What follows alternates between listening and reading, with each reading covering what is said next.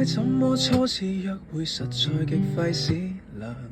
起初先推我兩次錯我氣焰都正常，再約便說好，以里數換你獎賞。找一間小店吃飯，浪漫大戲開場，於燭光跟笑意裏談談童年，提及理想，吃到侍應生，靜靜話言已打烊。飯後未倦嗎？跟我逛逛再送你歸家，我可以為你關起手機送靈魂對話，怎知道霎眼就談到赤柱了，錯過了你我的家。寧像個書生錯約佳人，蝴蝶滿心飛，不過未走近，多想一見即吻，但局相襯，何妨從夏到秋慢慢抱緊，明月正偷窺這對璧人，何用太心急一晚露低溫，承襲古典小說裏優雅的情感情願，待身份才獻吻，不急於一晚散盡10萬夜那溫柔，一針針跟你廝守，年華悠怎會悶透？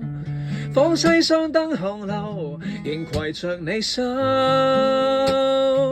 初邂逅，我喜歡相信漫步在霧裏，講攤牌實在是沒趣，跟你這一種老派冤侶，只想約會到8000歲，微醉寫詩作對。下去，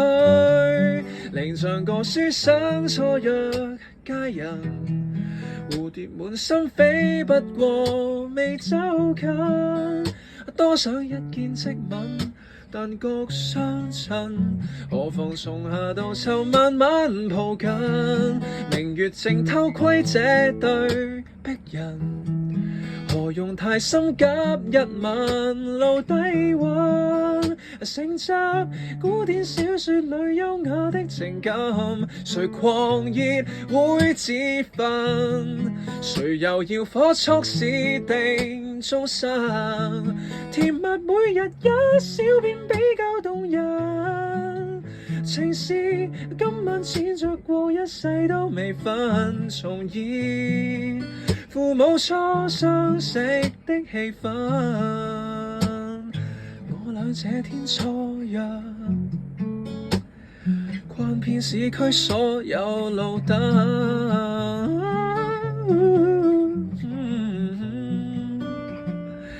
與你有種戀愛預感。